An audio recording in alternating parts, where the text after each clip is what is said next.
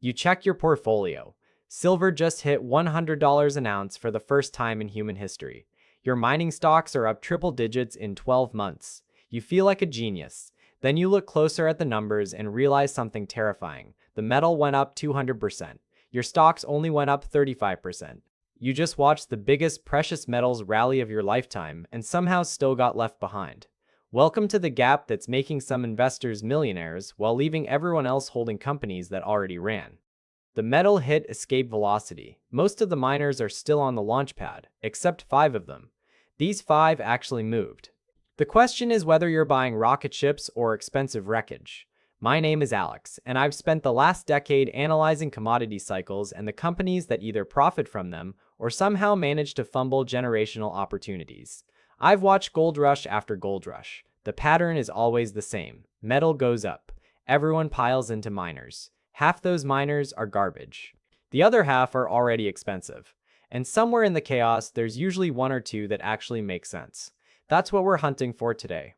If you want to understand where real money gets made in commodity cycles, make sure to hit that subscribe button and give this video a thumbs up. Because what I'm about to show you is the difference between riding the next leg up and buying at the exact wrong time. Here's the setup. Silver hit $100 per ounce on January 23, 2026. First time ever. It's up over 200% in 12 months from around $30. Gold is sitting at $4,700, knocking on $5,000.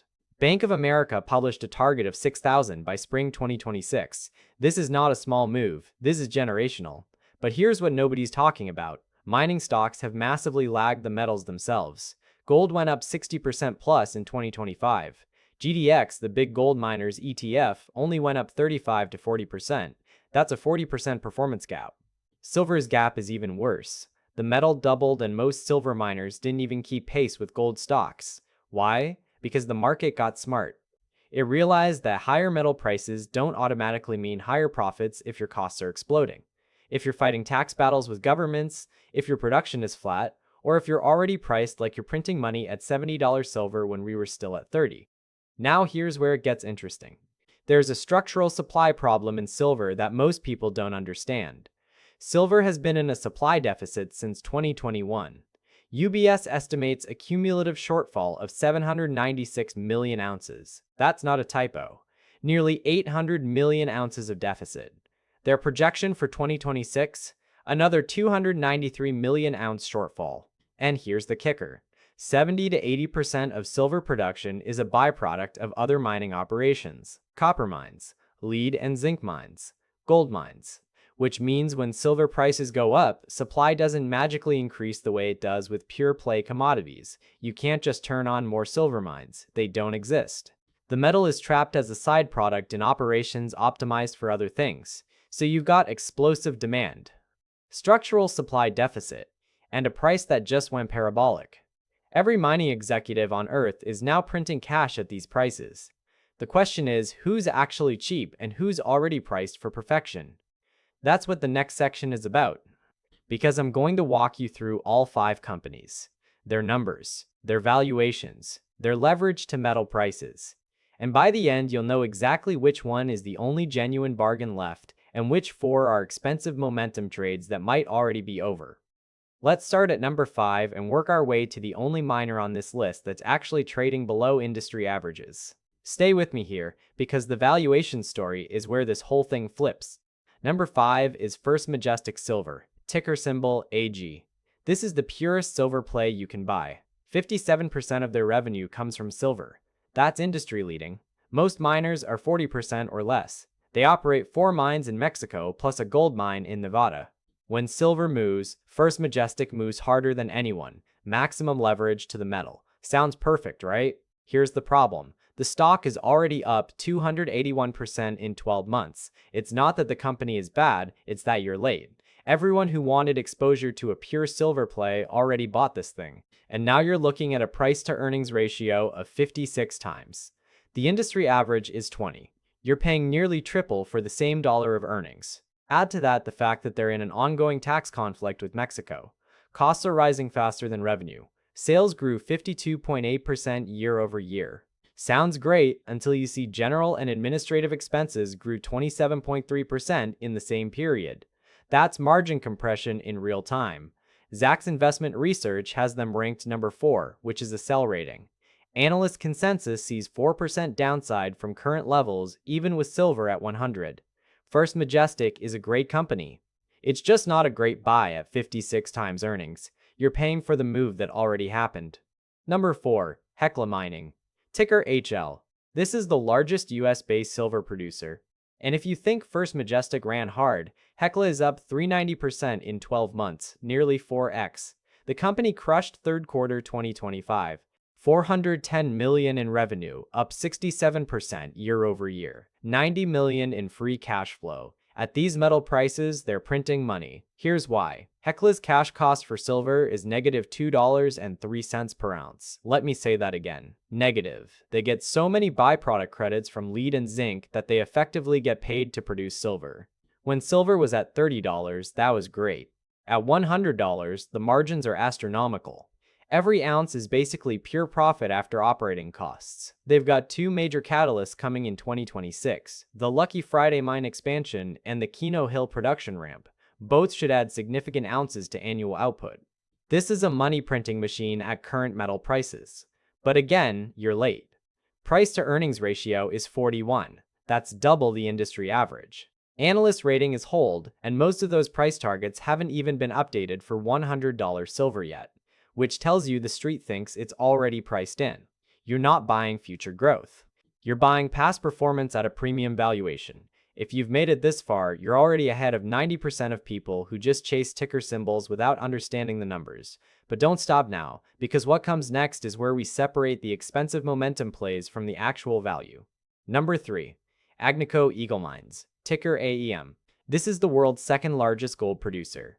85% of production comes from Canada. Ultra-stable jurisdiction. Top-tier management. This is the blue chip of precious metals miners. Stock is up 127% in 12 months. Their all-in sustaining cost is around $1,250 to $1,300 per ounce. That's peer leading in the gold space. With gold at $4,700, they're making $3,400 plus per ounce in margin. Operating margins are over 60%, record levels. They generated over $1 billion in free cash flow in Q3 alone. They're sitting on $2.2 billion in net cash, no debt problems. They've paid a dividend every year since 1983. Analyst rating is strong buy. 16 buys, 3 holds, 1 sell. This is as consensus as it gets. The company is executing flawlessly. Here's the catch. Price to earnings is 19 times. That's actually reasonable compared to First Majestic and Hecla. It's below the overheated miners, but it's still at the high end of historical norms for Agnico. And here's the thing you need to understand about gold producers versus silver producers. Gold went up 60%. Silver went up 200%. If you believe silver has more room to run, Agnico is the wrong bet. It's a gold story, a great gold story. But you're not getting the same leverage to the white metal that's actually moving faster. Agnico is quality. It's expensive quality. And it's leveraged to the wrong metal if you think silver is the better trade from here. Number 2. Wheaton Precious Metals. Ticker WPM. Now we're getting interesting. This is not a mining company. This is a streaming company. They don't operate mines. They don't have geological risk. They don't have permitting risk or labor strikes or equipment failures. They just write checks to miners up front in exchange for the right to buy metal at fixed prices for decades.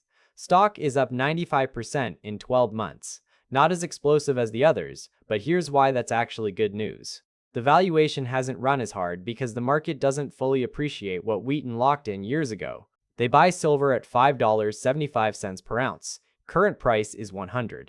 They buy gold at $473 per ounce. Current price is $4,700. These contracts run through 2029 and beyond. Locked in. No renegotiation. And their contracted production is growing 50% plus by 2030. They've already signed the deals. The growth is guaranteed. EBITDA margin is 76%.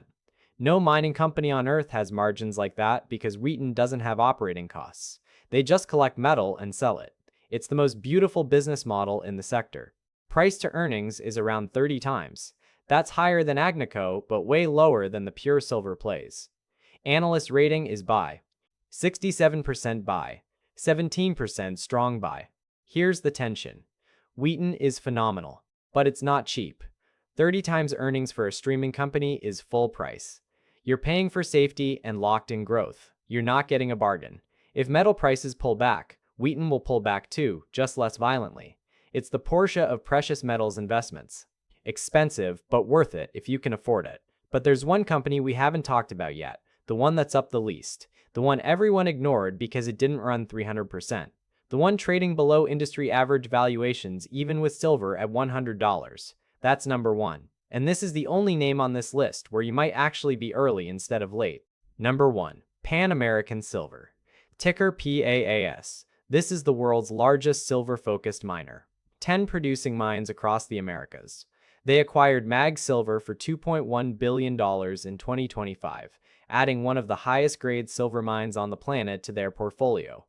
This was a major acquisition that flew under the radar because it happened before silver went parabolic. Stock is up 33% in 12 months. That's the lowest return of the entire group. First Majestic up 281, Hecla up 390, Agnico up 127, Wheaton up 95, Pan American up 33. The market treated Pan American like it was broken. It's not broken, it's boring. It didn't run because it's a large cap silver producer that was executing quietly while everyone chased the high flyers, which means you're looking at the only major silver miner that didn't front run the move. Here's the number that matters. Price to earnings ratio is 15. Industry average is 20. First Majestic is 56. Hecla is 41. Wheaton is 30. Agnico is 19. Pan American is 15. You're getting the largest pure-play silver miner at a 25% discount to industry average at $100 silver, with 10 operating mines, with the MAG Silver acquisition already integrated. This is not a speculative junior miner. This is not a broken balance sheet story. This is the biggest silver company in the world trading like it's 2023. Analyst rating is moderate buy. 5 buy ratings, 2 hold, 0 sell.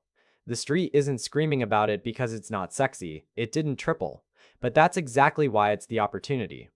Let me show you why the valuation gap matters. At 15 times earnings, Pan American is priced like silver is at $70, but silver is at $100. If silver stays here or goes higher, Pan American is generating cash flow that the current stock price doesn't reflect. The market is pricing in either a collapse in silver or some operational disaster that hasn't happened. Compare that to First Majestic at 56 times earnings. That stock is priced for silver at 150. If silver stays at 100, First Majestic has to grow into its valuation. Pan American is already undervalued at current prices. Now let me tie all of this together because when you see how these pieces connect, the strategy becomes obvious. You've got 5 mining companies. All of them benefit from higher metal prices. But they're at completely different points in their valuation cycle. First Majestic and Hecla already ran. They're up 281 and 390%. You're not buying growth, you're buying past performance at premium valuations. 56 times and 41 times earnings. Those are momentum trades that depend on silver going even higher just to justify where they are now. Agnico Eagle is quality, but it's a gold story. If you think silver outperforms gold from here, you're in the wrong metal. And at 19 times earnings, you're paying full price for that quality. Wheaton Precious Metals is brilliant. It's safe. It's got locked-in costs and guaranteed growth. But at 30 times earnings, you're paying for that safety. It's not a value play. It's a quality play. Pan American is the only one where the valuation hasn't caught up to the metal price. 15 times earnings for the largest silver miner with $100 silver is a dislocation. The market is mispricing the cash flow generation at these metal prices. Here's the psychological piece most investors miss. You feel smarter buying the stock that's already up 300% because it validates the thesis. It went up, so it must be right. But that's backward. The stock that went up 300% already priced in $100 silver. The stock that's only up 33% hasn't. You're not late to silver. The metal just hit all-time highs. But you are late to most of the miners. They ran first. They always do. The move happens in stages. First the metal, then the miners. Then the overvalued miners correct while the undervalued ones catch up. Pan American is in stage 2. It's the catch-up trade. Everything else is in stage 3, where you're hoping for an even bigger move to justify valuations that already assume perfection. And here's the thing about supply deficits. They don't resolve quickly. UBS is projecting another 293 million ounce deficit in 2026. That deficit has been building since 2021. You don't fix 5 years of underinvestment in 6 months. Which means if you believe the structural silver story, you need exposure to a company that isn't already priced for $150 silver. The real question isn't whether silver miners will do well at these prices. They will. The question is whether you're buying companies that have room to run or companies that need silver at 150 just to stay where they are. Pan American has room. It's trading at a discount. It's generating record cash flow that isn't reflected in the stock price. It's got scale and operational diversity across 10 mines, and it just acquired one of the highest grade silver assets on the planet right before the price exploded. First Majestic and Hecla might keep running if silver goes to 120 or 140. But they might also correct 30% if silver stays flat because they're already expensive. That's the risk you take buying parabolic momentum at 56 times earnings. Your future millionaire self is going to look back at $100 silver and ask whether you bought the companies that already ran or the one that was still cheap. The metal hit a record. The expensive miners hit records.